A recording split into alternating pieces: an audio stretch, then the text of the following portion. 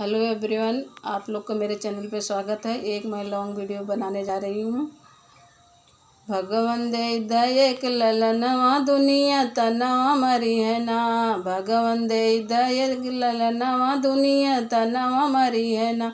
सास तनवा मार ले ससुर तनवा मार। भगवन दे दयक ललनवा दुनिया तनवा मरी है ना। भगवन दे दयक ललनवा दुनिया तनवा मरी है ना। जेठ तनवा मार ले जेठान तनवा मार।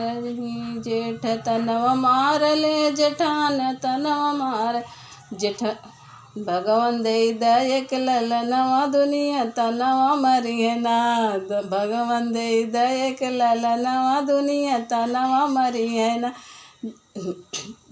जेठ तनवा मार देवर तनवा मार ले देवरान तनवा मार। भगवन दे दयक ललनवा दुनिया तनवा मरी है ना।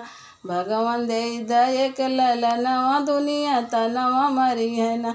जेकरे साथे सिंदूर दनवा तनवा ओ नहु मारना। जेकरे साथे सिंदूर दनवा तनवा ओ नहु मारना।